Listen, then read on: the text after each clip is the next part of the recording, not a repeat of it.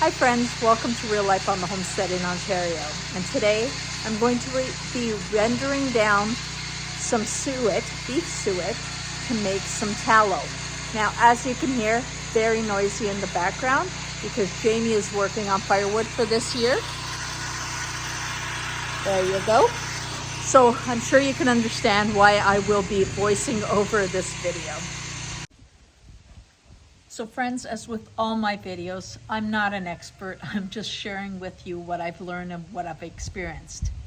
And as I said, I'm going to probably be voiceovering a lot of this video just because we have so much going. It's just that time of year. We're all busy. But I have got myself a lot of beautiful suet. And there's a few things I've experienced over the years that I definitely want to share with you. Best way to handle suet or lard is partially frozen. It's always easier. But I'm going to show you the difference with beef tallow and suet and compared to lard. Before I start, it's like, why do I use tallow? Number one, I use it in my hand creams, my body lotions. I love cooking with it. It has, you know how when you smell lard, it has sometimes a little bit of a porky scent? When you smell beef fat, it's like, it's sweet. It's like a sweet scent. Almost like a butter, but honestly sweeter. So I don't mind putting it on my face, on my hands, because I know it smells pleasant without any added scents. For frying, if you're going to fry something, do it in animal fat before you use any vegetable or seed oil. Please look up all the research that's been done comparing animal fats and seed oils. Animal fats have been around forever. There's vitamin A, vitamin B. Angle the camera down so you can see what I'm doing. Now, as you see here, this is the part that goes along the spinal column. And there's this, I don't know, it's like a membrane. Can you see this clearly? There you go. It's like a membrane. This in the meat grinder really clogs up the blades. So what I do with this, if there's a part that's really fibrous, I just throw it into my junk pail, and not to worry, the chickens absolutely go crazy for this. But what I do is I cut these sections up rather than grind them, because I just find it really does get, like, this gets caught in the blades, and then it's process that I don't need to go through. But when it's slightly frozen, you see how easy this cuts? Yeah, this going right into my bowl. When I get to these chunkier pieces here that I have, I will cut those up and put them through the meat grinder on a thick grind, just because it makes the process go so much quicker. Oh, I hear the tractor coming, so the rest of this video is definitely going to be on a voiceover. Here, these big, thick pieces are perfect. We just chop them up, and it is hard to get through them when they're slightly frozen. That's why I'm using a cleaver. But when you get them like this, they're just going to go into the meat grinder and grind up very fine and beautiful. I'm using the coarse grind blade, not the kidney blade, but the coarse grind blade, because I find it just grinds it at a perfect consistency. Let me show you what that looks like.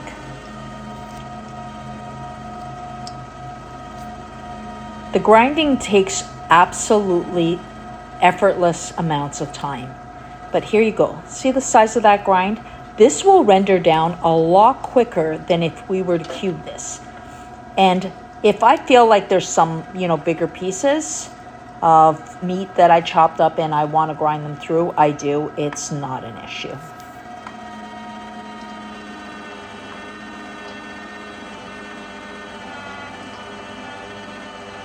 Look at how quickly this is going.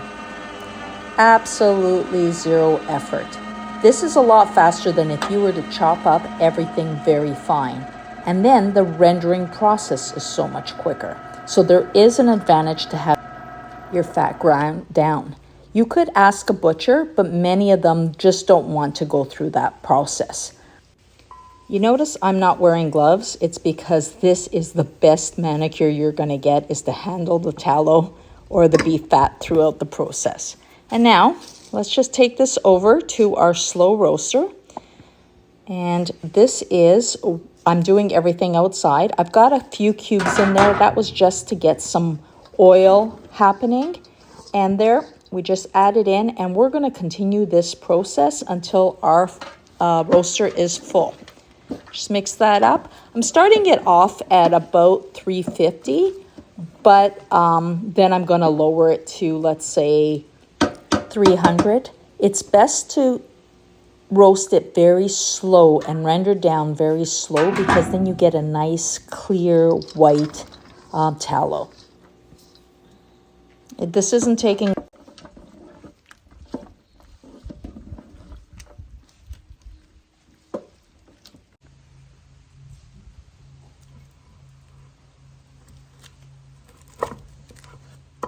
Now let me show you this. This is the fat that's from around the organs, like the kidneys. This is the most beautiful, beautiful product you're going to find, because there's very little of that membrane, and it slices easy. This does not take long at all. So when people say they don't have time, what, you don't have time for a pot to render down? Like, seriously. But this stuff is so easy to handle. This is partially frozen, don't forget. And I just literally chop it down and throw it in the grinder, just to ensure that the pieces are as little as possible, because you know what? It makes the process so much quicker. If you start off with these big chunks, throw that in your oven roaster, you know it's going to take a lot longer to render that down. And I know people do it that way, but this little step, which I've been doing this, I'd say 20 minutes, and I'm almost, this is it. This is the last batch.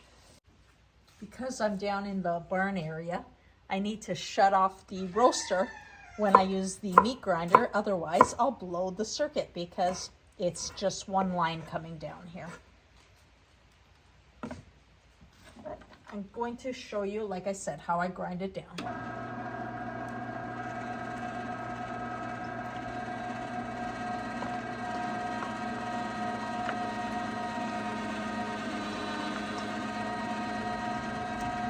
If you haven't invested in a good quality meat grinder, I'm going to link this one down, because since I bought this, my life has been so much easier. From rendering down fats to grinding my own meat, grinding my rabbit meat.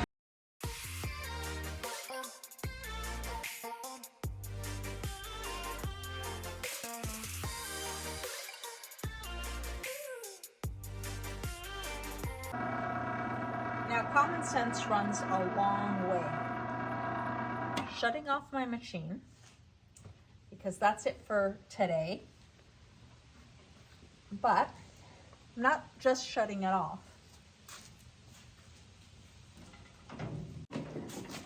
I've unplugged it. And the reason I've done that is because we're not stupid. Common sense goes a long way. And I am going to show you, not that I'm lazy, but I don't like to waste my time. And taking off my pan, taking off my auger. Now these, I'm gonna take my dirty equipment. Holy smokes, this piece is really heavy. Place that in there. Not that I'm lazy, guys, not that I'm lazy. Put you up there so you can see what I'm doing. And this is going in the chest freezer. Perfect. And that way, I don't have to clean it, but it's safe. And when they get over here, I'll help them. We're gonna grind up their suet before we start the lard. So what we'll do is use that machine, which is dirty with the suet. We'll grind up hers, then we'll give it a quick cleanup and we'll start our lard. So right now we're gonna render this down. Our roaster's going nicely. I could turn it back on because I had it off while we were using the grinder. And I'm gonna get all my beautiful suet in here. This is how much I'm doing for this batch. This is beautiful. It's gonna be a little while, but while I'm down here, you know, I've always got something going. I'm actually going to be rolling out some pasta that I have that I've mixed up and now I gotta get rolled out. All cleaned up, ready for the next round, and I wasn't lying to you. I'm setting up, I'm gonna work on some pasta. This is gonna be my setup out here. And like I said, you don't need to see this because you've seen it before. Always a few things on the go. While my tallow renders, gonna get some pasta cut up, rolled out, and I'll be drying that later. Always multitasking. That's the homestead real life. So here we have it. This has been an hour and a half of rendering. As you can see, there's hardly any bits left. This is the beauty of when you grind your fat. It renders down so much quicker. Those pieces that you see floating around, those were the few that I cut up just to get the pan hot. I am going to just use a very fine strainer. I don't use cheesecloth. I don't find it necessary, but you can if you want to make sure that you get out every little tiny impurity. I find that this sieve works really well for me.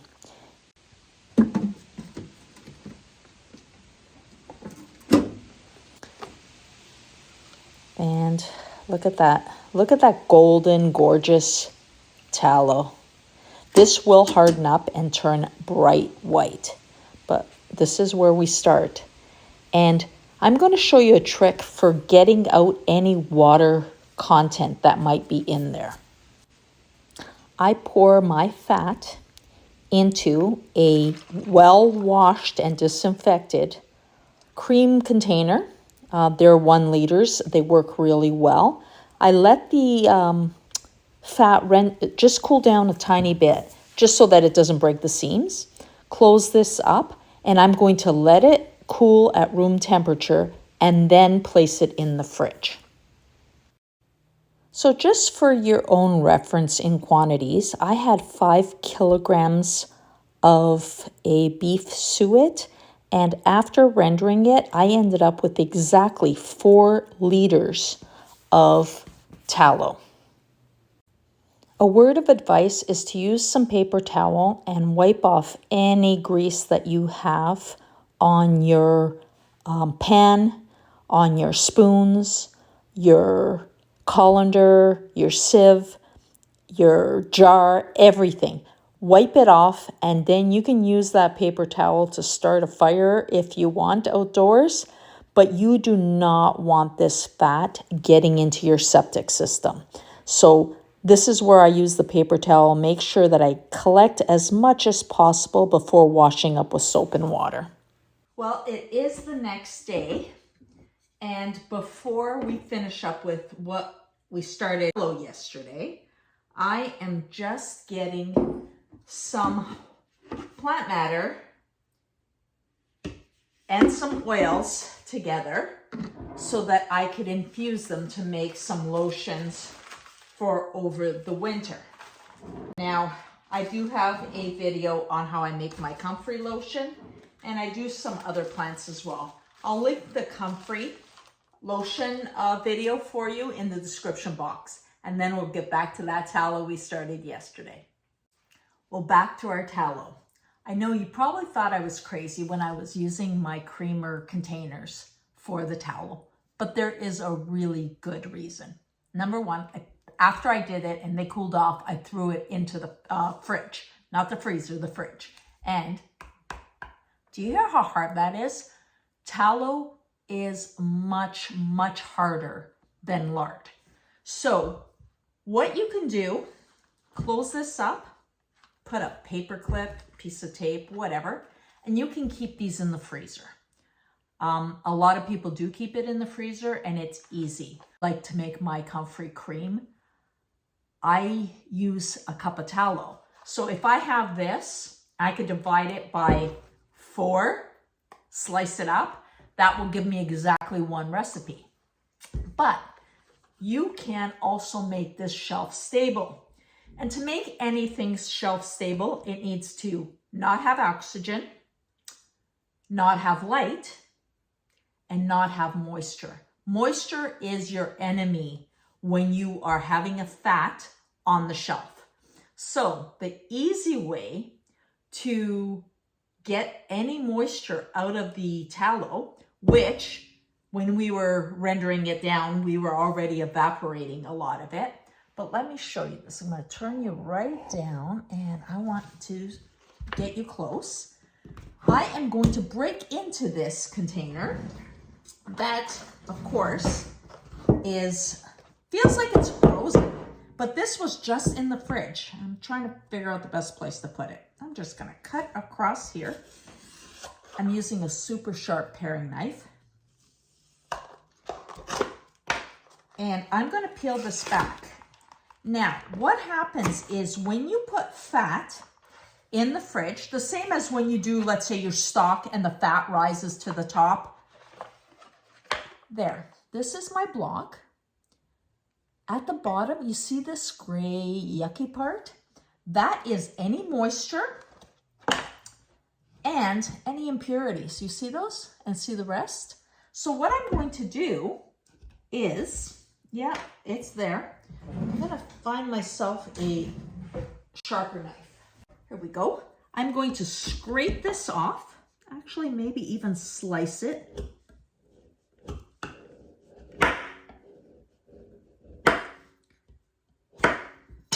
As I slice, you can still see some. That's moisture. You don't want that. Let me just...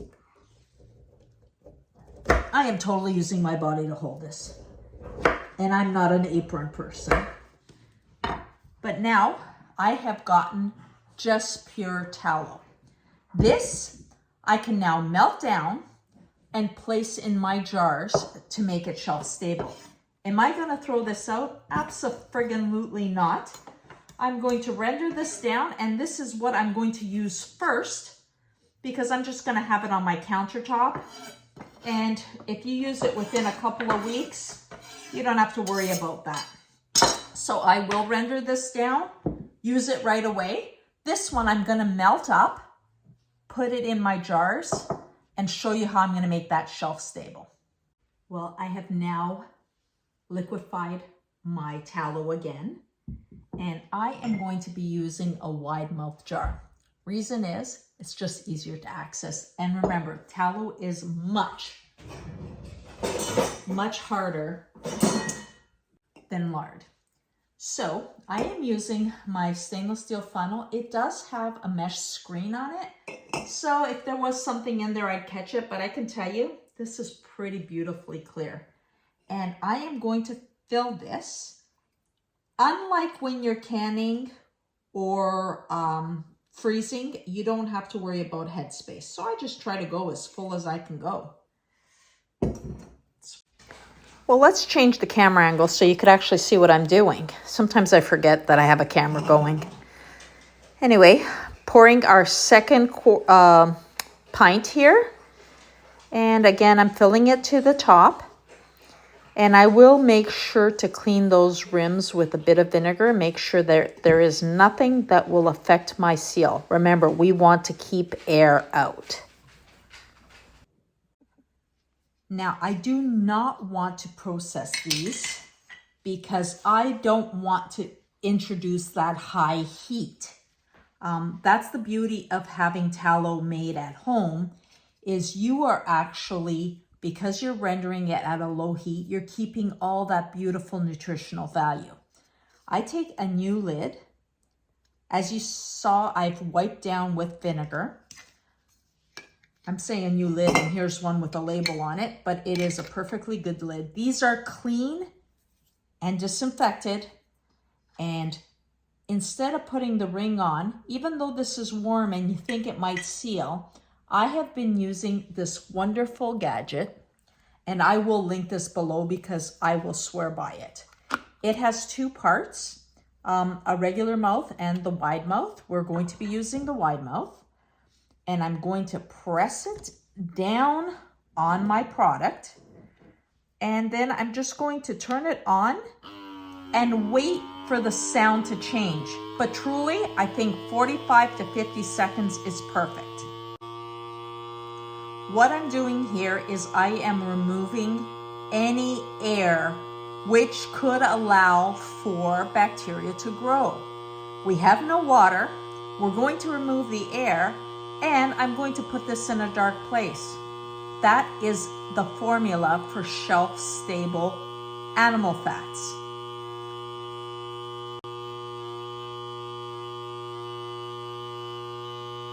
Now, shut this off. Just let that little vacuum stop.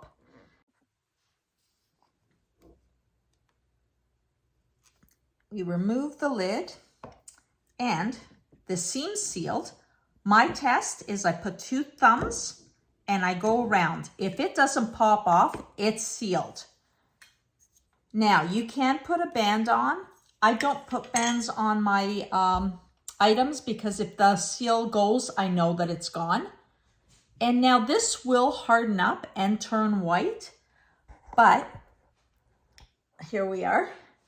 This is beautiful, beautiful tallow. This will be shelf stable. I will put it into a dark room, and I'm going to, you know what? I'm going to get a new lid for the other jar because I'm not taking any chances. The stuff is too beautiful. So this was our adventure with the tallow. I'm having the girls over later on in the week because we have 3 pigs back fat to process, and we'll be making lard. Pretty much the same process as doing our tallow, but I'll have company and somebody will be handling the camera instead of me. So I might actually get you some more information. Anyway, go out, live your best life. Have a great day. Please make sure to like, subscribe, and share these videos with your friends. Homemade is always the best. So please make that little bit of effort. Remember those scrap bits? Well, I melted them down, putting them through a coffee filter in a funnel. And look at this, almost clear. Any impurity will be gone going through that coffee filter. If you wanted to make your whole batch this clear, you can do this too. Instead of coffee filter, you may just want to use a cheesecloth.